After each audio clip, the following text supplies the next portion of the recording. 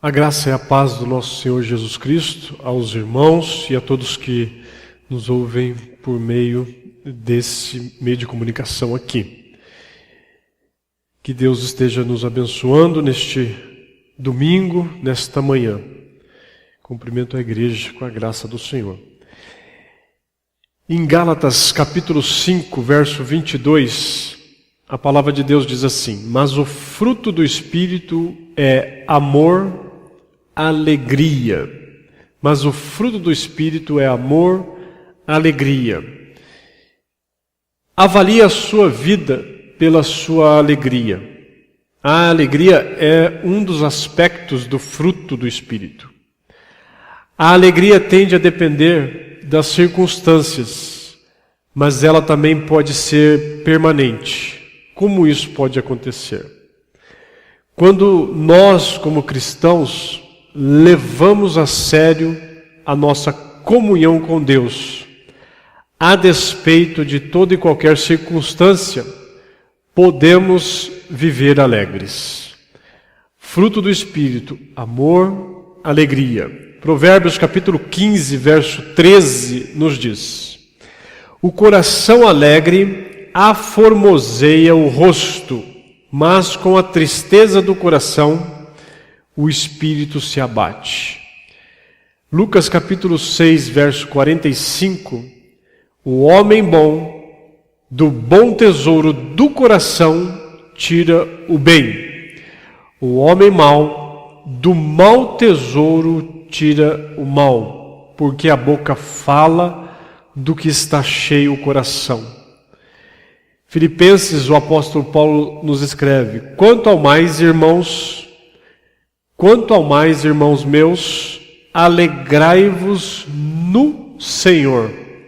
E ele também diz em Filipenses 4:4, alegrai-vos sempre no Senhor. Outra vez digo, alegrai-vos. Queridos irmãos, o hábito de resmungar, de se queixar, a tendência de ser negativo, refletem em parte a qualidade ou a falta de qualidade da sua vida espiritual, da sua comunhão com Deus. A alegria do Senhor é a nossa força, nos diz Neemias capítulo 8, verso 10. É aquilo que nos move, é aquilo que nos motiva, é aquilo que nos impulsiona, nos fortalece. A alegria do Senhor é a nossa força. Por isso, nós devemos estar atentos às estratégias de Satanás para roubar a nossa alegria. E jamais devemos deixar de buscar a alegria na fonte correta, no Senhor Jesus Cristo, e não em outras coisas. Pois se perdermos a alegria, perdemos a força, perdemos a motivação. Quanto ao mais, irmãos meus, alegrai-vos no Senhor. Alegrai-vos sempre no Senhor. Outra vez digo, alegrai-vos. Vamos louvar ao Senhor com o hino de número 11. Trindade Santíssima, Santo, Santo, Santo, Deus Onipotente.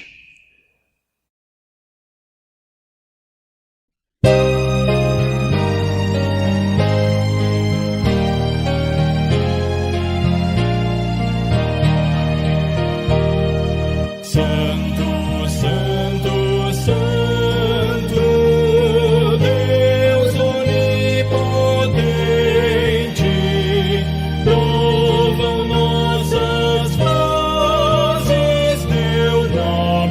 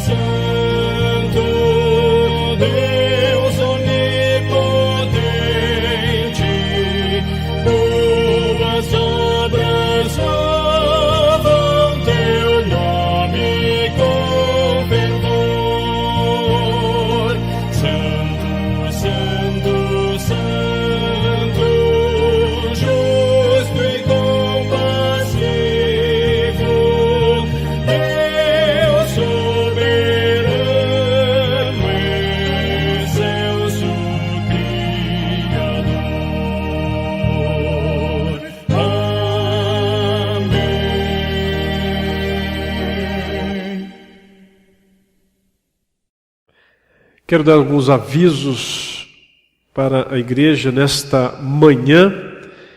Temos aqui alguns avisos para nós. A eleição dos diáconos deste ano de 2020, considerando a atual situação de pandemia e de quarentena, o Conselho da Igreja Betel, em reunião, decidiu cancelar a Assembleia Geral convocada para este mês, no dia 31 de maio de 2020, na qual ocorreria a eleição de diáconos em nossa igreja. Então, essa Assembleia Geral do dia 31 foi cancelada pelo Conselho. E um outro aviso é que nós temos 2 salas de reuniões virtuais acontecendo aos domingos, logo após culto agora das 9 às 9h30 da manhã, nós temos 2 salas virtuais que estão acontecendo na nossa igreja. Sala de catecúmenos, que são catecúmenos, as doutrinas básicas da fé cristã, das 9h40 às 10h40, com o professor presbítero Nivaldo. E temos a sala com o presbítero seminarista Dionísio Bauman, que estão estudando o tema Espírito Santo, das 11 às 12 horas, aqui após o culto das 9, 9h30, né? O link do aplicativo que está acontecendo nessas salas virtuais, o aplicativo Zoom, será disponibilizado para a participação dos irmãos que quiserem participar, de todos que quiserem participar, pelo WhatsApp da hashtag IPBetelComunica. Então o link será disponibilizado logo após a mensagem desta manhã, e ali você que deseja participar da sala de catecúmenos, doutrina básicas da fé cristã, ou do estudo do Espírito Santo, né? Ou dos dois, o link será disponibilizado ali no IPBetelComunica após a mensagem desta manhã. E o outro aviso é que, mais uma vez, nós queremos agradecer a todos os irmãos, todos que estão participando conosco, trazendo, né, cestas básicas para que a gente possa suprir as necessidades de algumas famílias. Nesse mês de maio, até no dia de hoje, nós já distribuímos 148 cestas básicas, nesse mês de maio, só no mês de maio, 148 cestas básicas. E temos algumas cestas ainda, e temos várias famílias que estão necessitando ainda, tá? Que Deus abençoe esses irmãos, e que estejam orando por nós também, que estamos aí levando as cestas, levando folhetos, lendo a palavra de Deus a essas famílias, orando com essas famílias, que Deus possa trazer salvação e trazer bênçãos na vida dessas famílias, usando a Igreja Betel para isso. Que Deus abençoe vocês nesta manhã, e abençoe a vida dos irmãos que estão podendo ajudar, para que a gente possa ajudar outras famílias. Nesta manhã, quem nos trará a palavra do Senhor é o seminarista presbítero Dionísio Bauman, e eu vou orar, e aí passamos para a palavra pelo presbítero Dionísio Bauman. Oremos. Querido Deus e Pai, nós somos gratos por este dia, pelos Teus cuidados sobre nossa vida. Pai, clamamos pela Tua misericórdia por aqueles que estão necessitando do básico. Clamamos por misericórdia, Senhor Deus, para aqueles irmãos que estão enfermos, que necessitam da Tua mão curadora ali.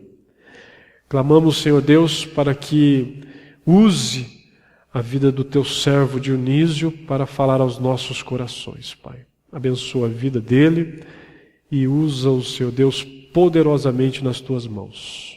Em nome do Senhor Jesus te pedimos. Amém.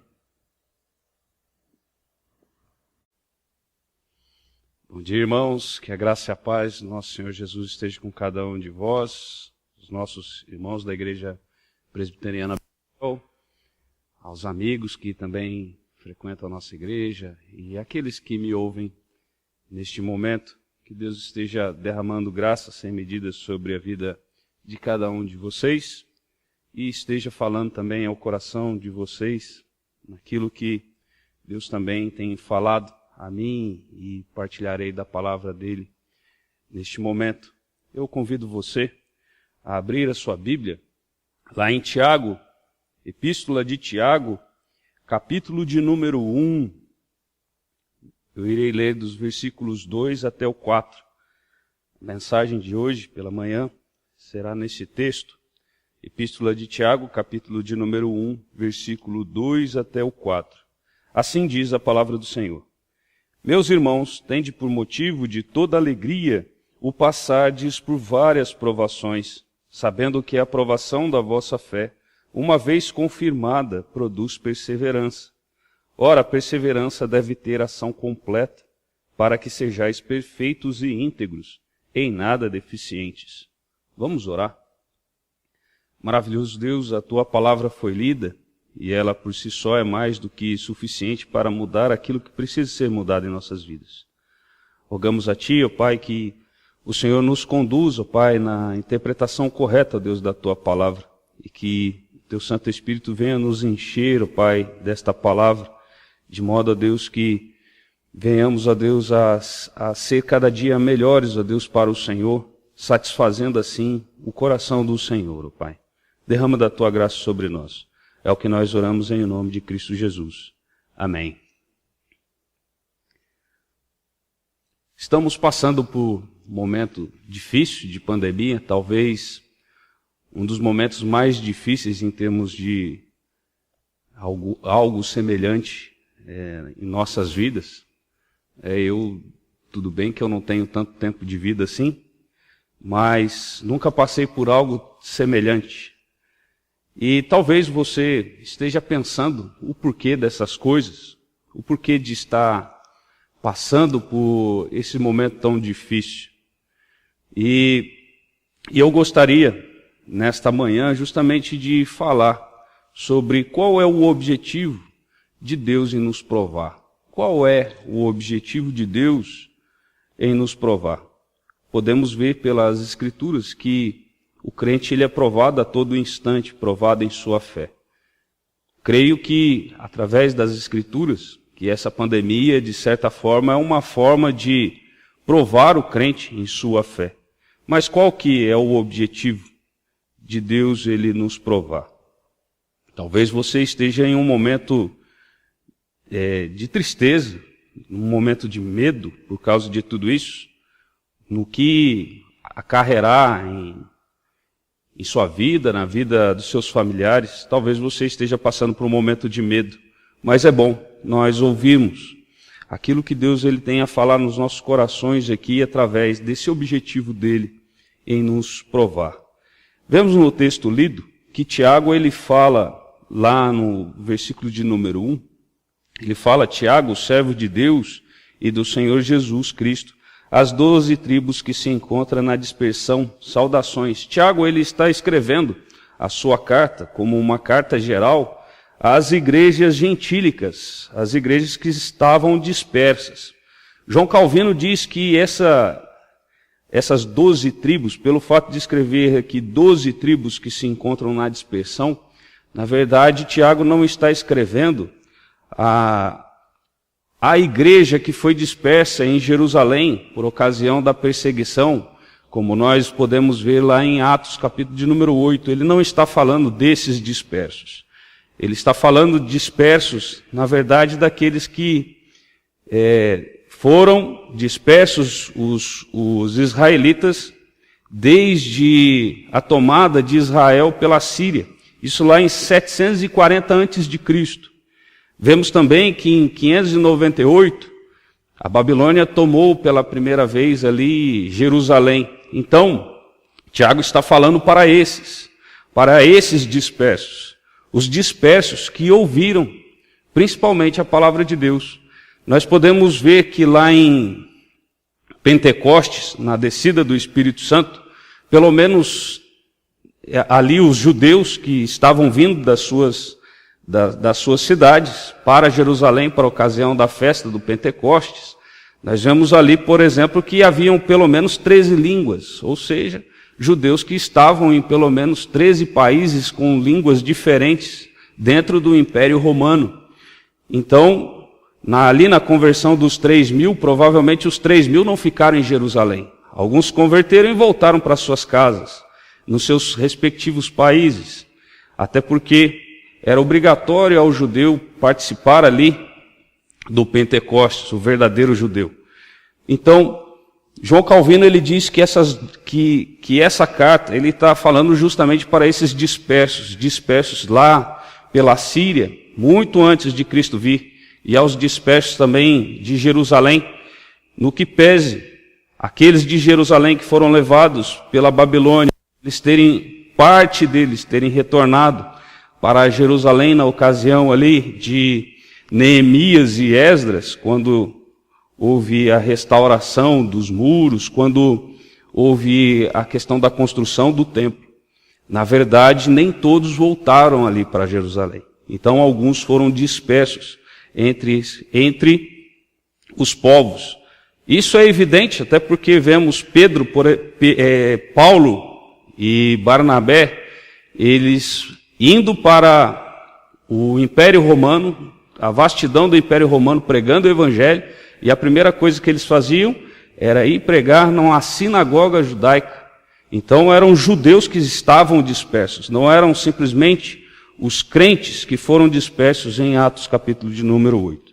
Sendo assim, então, amados, dentro dessa perspectiva de Tiago ele escreve, Tiago estava em Jerusalém, provavelmente, ele escreve aos crentes que estavam aí dispersos por todo o império, justamente para fortalecer o seu coração diante das perseguições que eles estavam passando. Mas a perseguição não era só estatal, existiam tantas perseguições, como podemos ver, por exemplo, no capítulo de número 5, eles estavam sendo perseguidos pelos ricos, a ponto dos ricos não pagarem por seu trabalho, né? E vemos a injustiça para com o povo de Deus, não só para com o povo de Deus, mas com todo Israel. De certa forma, os israelitas, os judeus, eles estavam sendo perseguidos, eles estavam sendo odiados por todo o império. Só que os crentes, além de ser odiados como judeus por todo o império, eles também estavam sendo perseguidos pela sua própria nação, né? Os judeus, fariseus principalmente, estavam perseguindo aqueles crentes judeus, crentes judeus, né? Então, amados, dentro disso, Tiago, ele manda essa carta às igrejas dentro do Império Romano para fortalecer os seus corações. E vemos aqui, no versículo de número 2, o primeiro dos objetivos de Deus em nos provar.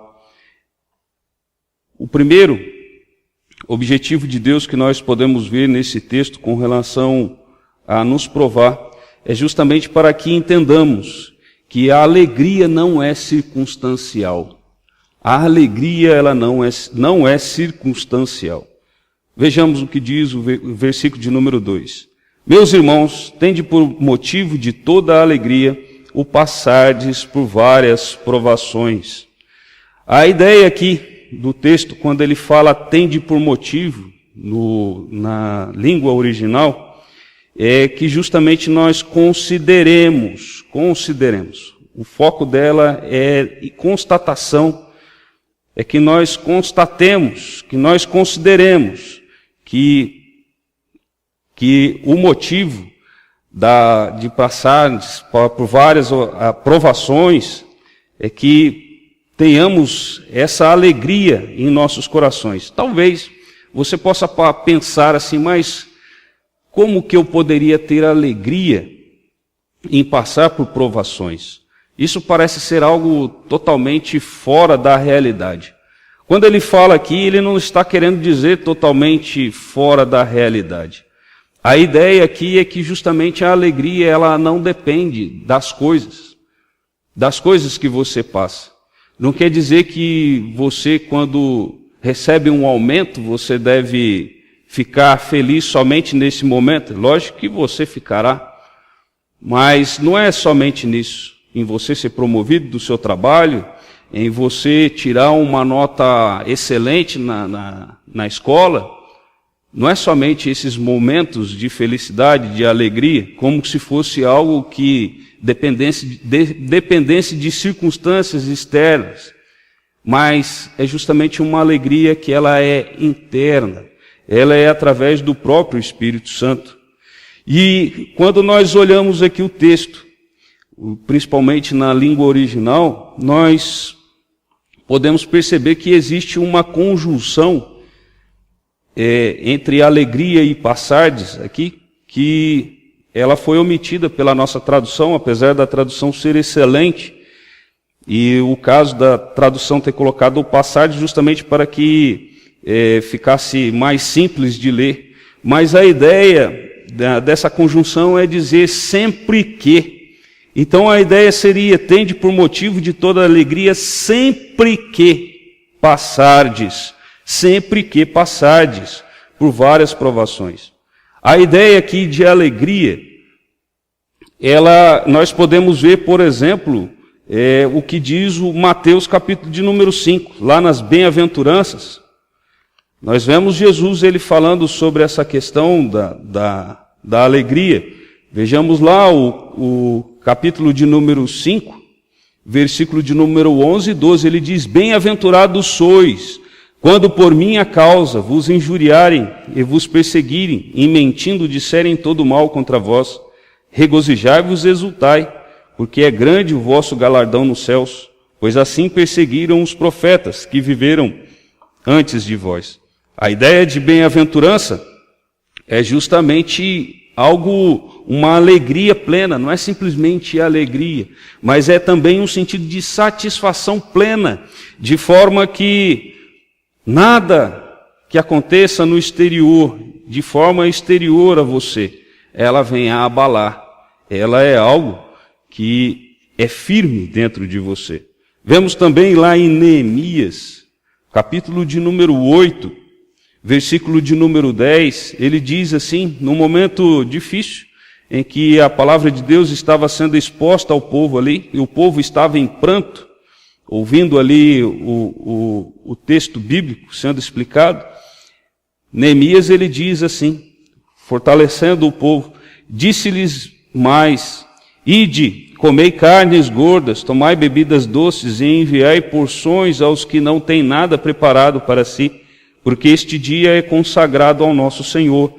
Portanto, não vos entristeçais, porque a alegria do Senhor é a vossa força. A alegria do Senhor é a vossa força. Assim entendia Neemias. E ele expôs isso ao povo de Deus. E Neemias aqui, ele usado pelo próprio Espírito Santo a falar, inspirado por Deus a falar o que ele falou ao povo. A alegria, ela não é algo circunstancial, ela é algo que está sendo trabalhado pelo Espírito Santo dentro de cada um de nós.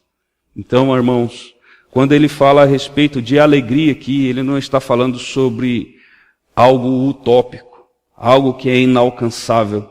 É lógico que, dependendo das circunstâncias, nós iremos nos abater, mas a alegria, ela sempre tem de permanecer dentro de cada um de nós. Ela não depende das circunstâncias. Mas além de vermos aqui que um dos objetivos de Deus, na provação, é para que entendamos que as provações, que a alegria, ela não é circunstancial, também vemos que é para nos tornar resistentes às adversidades. Vejamos aqui no versículo de número 3, ele diz: sabendo que a provação da vossa fé, uma vez confirmada, produz perseverança. Kistemark, ele fala aqui que o verbo-chave aqui desse versículo de número 3 é justamente esse saber. O crente sabe que as provas que suporta não chegam até ele por acaso. Ele acredita que tudo chega a si pelas mãos de Deus, assim diz Kistemark. Então, na verdade, irmãos, nada que está acontecendo não procede de Deus. A pandemia, ela procede de Deus. Parece ser difícil de nós entendermos isso, mas é fato. Pela palavra de Deus nós entendemos isso. Ele é um Deus que governa todas as coisas.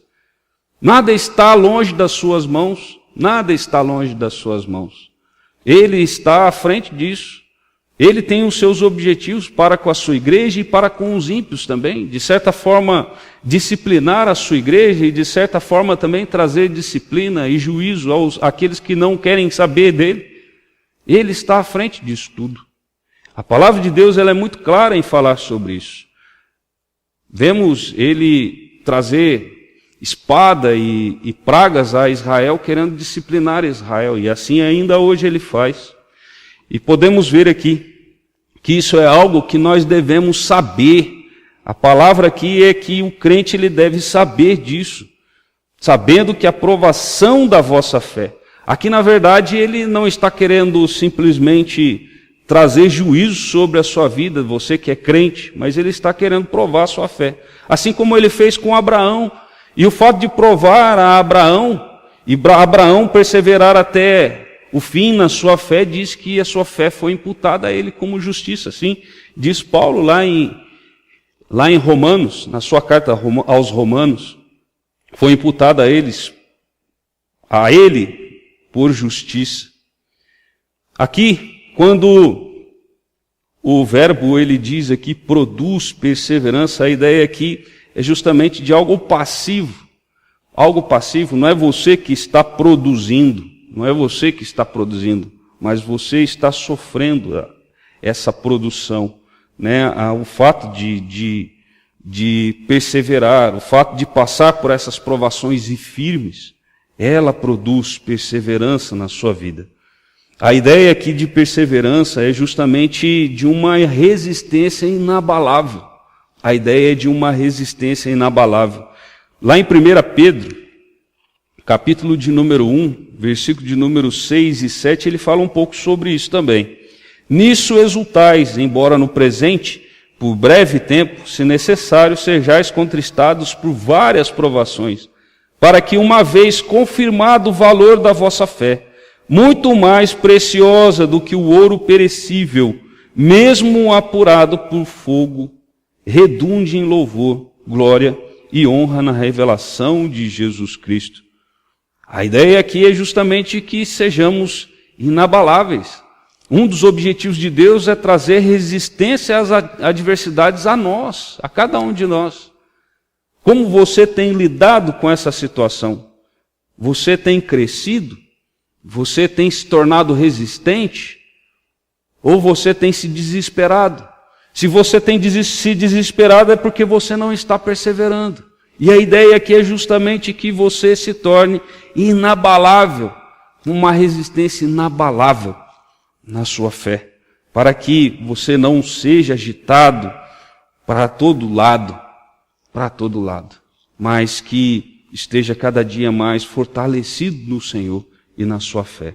Então, amados, vemos aqui no texto de Tiago que o objetivo de Deus em nos provar era para que entendamos que a alegria não é circunstancial, também para que entendamos, para nos tornar resistentes à adversidade. E também vemos, por último lugar aqui, que é para o nosso amadurecimento. Versículo de número 4. Diz assim: Ora, a perseverança deve ter ação completa, para que sejais perfeitos e íntegros, e nada deficientes. Aqui a ideia de ação completa, ela tem a ideia de plenitude mesmo, de algo total. Não é algo parcial, mas é total. E aqui também sobre esse verbo sejais, ela tem uma conotação de algo totalmente concluído. Não é um processo, mas é algo que é feito e é concluído por completo. A ideia também aqui sobre a palavra perfeitos, a ideia aqui não é de perfeição, mas a ideia da palavra aqui traduzida para perfeitos, ela é uma ideia de amadurecidos, de maduros. A ideia é de maduros. Vejamos lá Filipenses, capítulo de número 3, versículo de número 15, o que ele diz? Todos, pois, que somos perfeitos, tenhamos esse sentimento. E se porventura pensais de outro modo, também isso Deus vos esclarecerá. Olha, veja que aqui, Filipenses 3, versículo de número 15, ele fala, todos, pois, que somos perfeitos. Olha, mas se nós pecamos, como nós somos perfeitos? Não, a ideia ali é justamente de maduros. Ora, nós que somos crentes maduros. Então a ideia aqui é justamente para que sejais maduros. Sejais maduros. E também a ideia aqui de íntegros, ele tem essa ideia de perfeitos, de uma conotação de completos, na verdade. Então, perfeitos e completos. A ideia seria maduros e completos. Deus, ele tem o propósito de nos fazer maduros diante de todas as circunstâncias que estão passando. As experiências da nossa vida com Deus, com relação às provações, também um objetivo dela é que você cresça, que você amadureça. Não que você seja um crente neófito para o resto da sua vida, para que você seja um bebezinho na fé o resto da sua vida. A ideia principal também das provações é justamente para que você seja um crente maduro, para que você cresça, para que você experimente da graça de Deus, mesmo diante das circunstâncias ruins. Kistemacher, mais uma vez, ele afirma, deixai que a paciência, perseverança, que também a perseverança e paciência, ela é traduzida pela mesma palavra, tenha ação perfeita, isto é, não interfiram no plano de Deus para a sua vida, perseverem em suas provações para que a obra que Deus começou em vocês possa ser completada. Isso disse Kistemacher. Então a ideia é justamente que Deus, ele tem um plano dele. E o plano dele, um dos propósitos dele, é justamente que você cresça. Que você, mesmo diante de toda aflição, você tenha alegria, não circunstancial dentro de você, para que você seja resistente às adversidades. E principalmente também que você seja amadurecido no Senhor. Que Deus esteja abençoando a vida de cada um que está me ouvindo neste momento. Que Deus fortaleça a vida de cada um e que você compreenda aquilo que Deus ele requer de você. Qual é o objetivo de Deus para a sua vida nesses momentos tão difíceis que estamos passando como de pandemia. Vamos orar mais uma vez. Maravilhoso Deus, obrigado pela Tua palavra, que ela é viva e eficaz, ó Deus, e penetra, Deus, no mais profundo do nosso ser. Ó Deus, que o Senhor venha fortalecer as nossas vidas, venha aplicar a Tua palavra em nosso coração. Ó Deus, não de forma, ó Pai, que venhamos a esquecer futuramente, mas que o Senhor aplique de tal forma que sejamos encontrados fiéis, ó Deus, pelo Senhor, ó Pai. Que a nossa alegria, ó Deus, ela não seja circunstancial, não seja movida por fatores externos, ó Pai. Mas que tenhamos a alegria, ó Deus, porque o Senhor tem cuidado de nós, mesmo em circunstâncias difíceis. O Senhor está olhando todas as coisas, nada foge ao controle do Senhor. E, ó Deus, também o Senhor faz essas coisas para que sejamos maduros diante de Ti, a nossa fé seja uma fé madura, sejamos resistentes, ó Deus, a tudo aquilo que possa nos acometer, ó Deus, no nosso futuro. O Senhor, ó Deus, sempre tem propósito em nossas vidas, e que o Senhor cumpra os propósitos em nossas vidas, e isto para a glória do Teu nome. É o que nós oramos em nome de Cristo Jesus. Amém.